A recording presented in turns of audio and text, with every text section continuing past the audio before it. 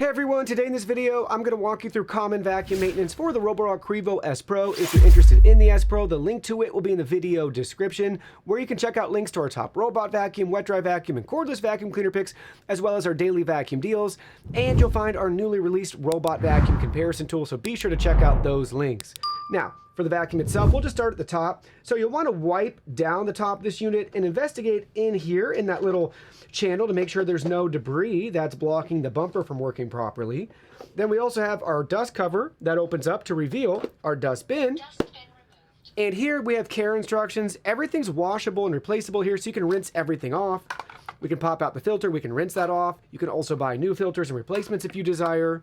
You can wash and rinse this out. The key for the maintenance for the dustbin is just give it plenty of time to dry, ideally about 24 hours. Set it on the counter, a drying rack, or ideally even in sunlight too. That'll help expedite that process. On the inside here, not much to do besides you could tip it upside down, empty out any crumbs or debris, or grab a can of compressed air. It'd be worthwhile to own one of those, so you could just use it throughout cleaning your vacuum and even the station. So that's the top of it with the dustbin. On the sides right here at the very front, you can wipe down that sensor. Just use like a microfiber cloth or a Q-tip. On the back side here, this is the port where all the contents empty out of the dustbin, so you can make sure that that's free from any hair or obstructions.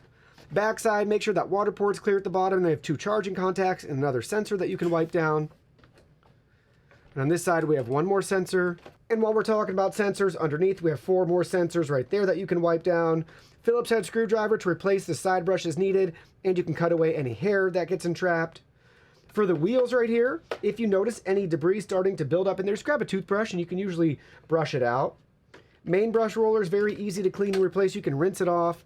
Both end caps here pop off, so you'll notice that hair will accumulate here and here. They make it super simple just to pop that off, and they snap back on. And again, that's for both sides.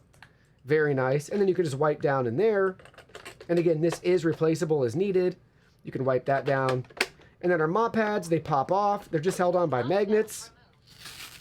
Microfiber cloth, so very easy to replace. Or if you want a deeper clean in the station, sometimes I like to have my mop pads, I spray some of my washing machine, like clothes stain cleaner on these, and then I throw them in the wash. But again, they just pop off. You can also wipe down in there. And then last but not least, we have our omnidirectional wheel that will be able to pop off. So I like to grab a little tool just to gently pry out one side first. And we'll try to go grab that other side.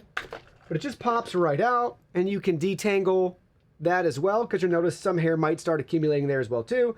And then that little caster just snaps right back on in place. Overall, it's a super simple and straightforward vacuum to clean and maintain.